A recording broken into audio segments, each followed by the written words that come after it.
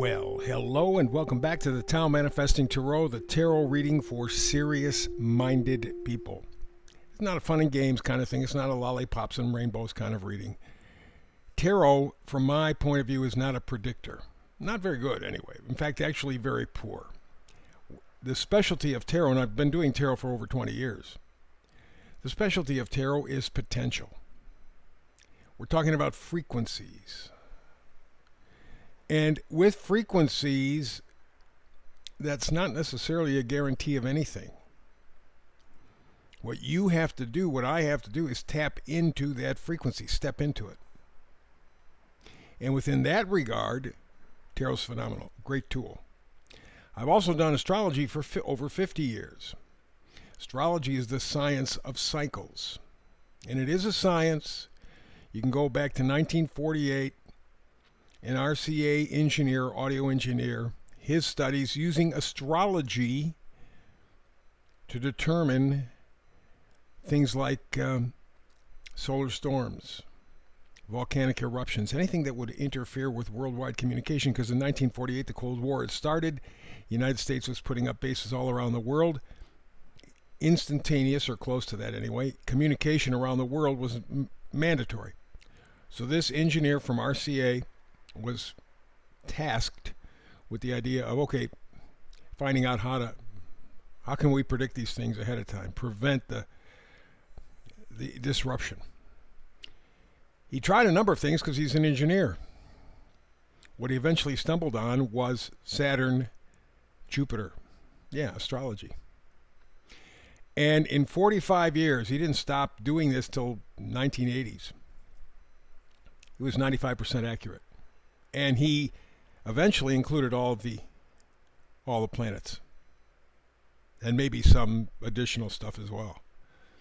But he used astrology, and there are other examples. So astrology is the science of cycles, understanding this is what's going on now. When was the last time that happened? Let's take a look back. It's not going to be exactly the same, but it will be related.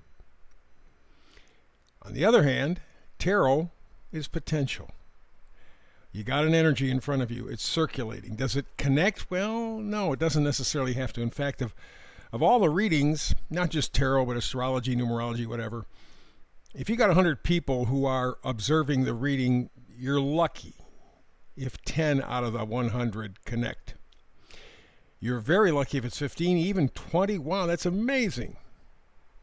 Meaning at least 80% of the people will not be able to connect. Not that they're not going to get it, not that they're not going to understand it, not that they're not going to be able to relate to it on some level, but in terms of a primary connection to the energy, no. Small group. That's fine. Doesn't mean it doesn't work. It means that maybe you'll be in step with the energy tomorrow or next week or next month or whatever. Believe me, you'll get into the flow. And it won't happen every time. You know, it's like, the astrology. Let's take a look at cycles, lunar cycles. You react differently on a day-to-day basis. You can be in a good mood one moment, negative mood the next moment, for an unknown reason. Just go, what the hell's going on? Why am I in a bad mood? I don't know, something.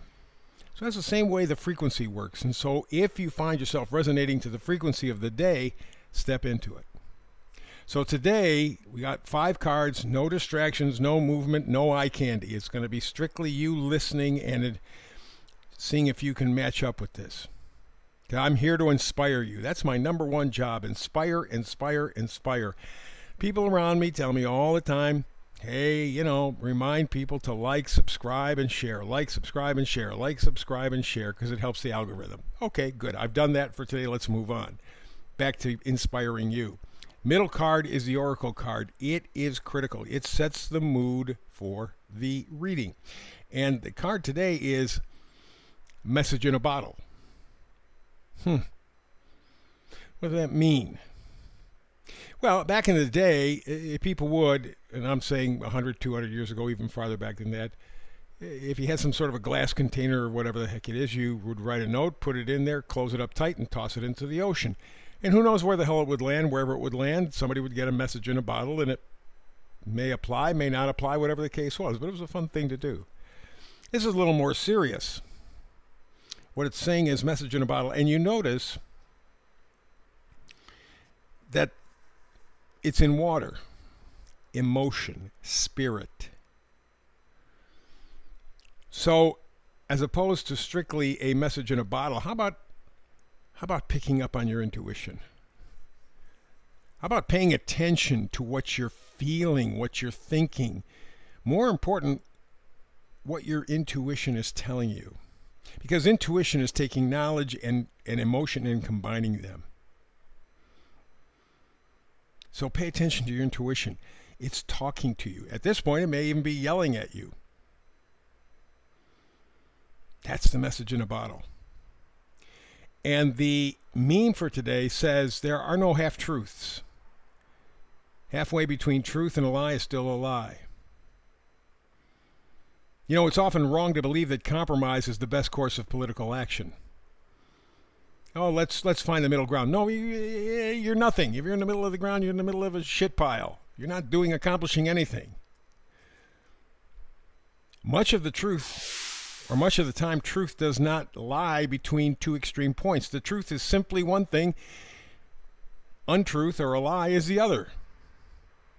Why? Because there are no half-truths.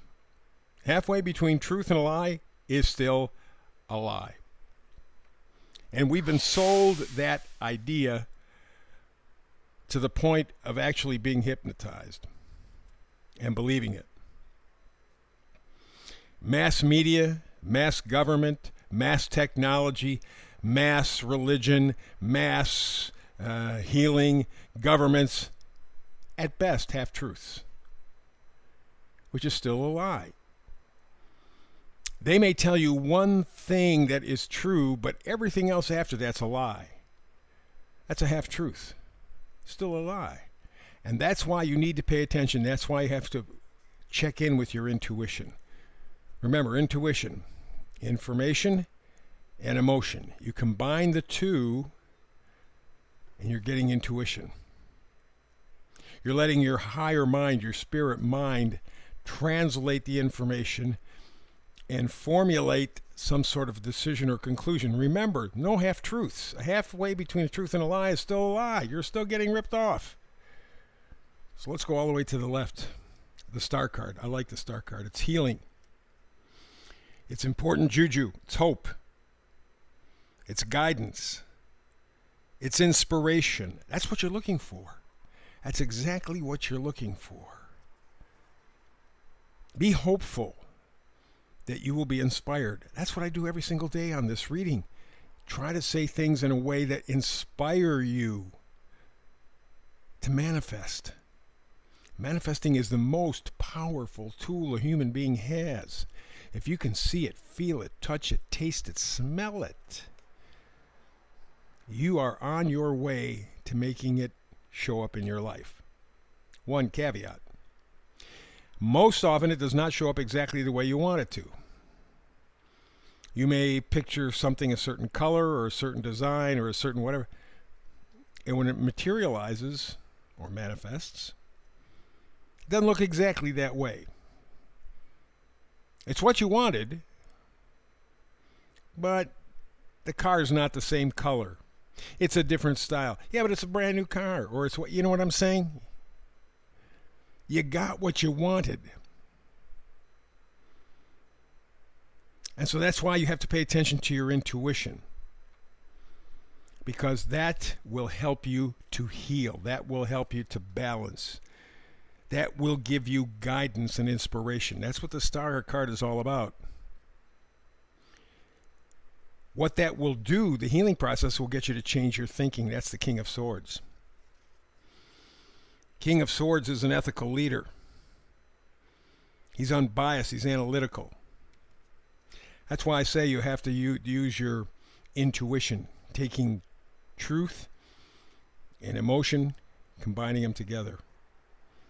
That's what the King of Swords is all about. Taking the facts, because that's what the swords are, facts, and then distilling them, using your intuition to heal yourself, to inspire yourself. That's really the real value, by the way, of manifesting. You inspire yourself. In the meantime, I try to help you in that regard. Next card over is the Eight of Cups. And it's directly related to the next card next to it, the Four of Cups. Cups are emotion, things that we're connected to. It doesn't mean love. It doesn't mean people. It could be an idea we're connected to. It could be a memory we're connected to. It could be a person that we're connected to. But there's an emotional connection there. Eight of Cups says, uh-oh. Ain't getting it. Time for me to leave. And when the Eight of Cups shows up, that means leaving and never, ever, ever coming back. Never. You're going to burn your bridges. You got to go in a whole new direction. In other words, you have to attach emotionally to something else. And that's why I want you to use your intuition. That's the best way to make that connection. Because right now, Four of Cups says you're disconnected. You are disconnected. Eight of Cups say stay that way. Go find something else that you can make that intuitive connection with. Pay attention to the message in the bottle. Listen to your intuition. It is trying to guide you. Because there are no half-truths. Halfway between a truth and a lie is still a lie. And all of us, no exceptions, all of us have been royally lied to. That's about to end. And this next year, we're really going to see this shit hit the fan. But between now and then, use your intuition. Get that message in a bottle. Pay attention to your intuition. Inspire yourself. You're going in a whole new direction. You have to. You know that. So step forward in faith. That's the reading for today. Back again tomorrow with another Tao Manifested reading. Between now and the next time you and I get together to do it, peace and blessings.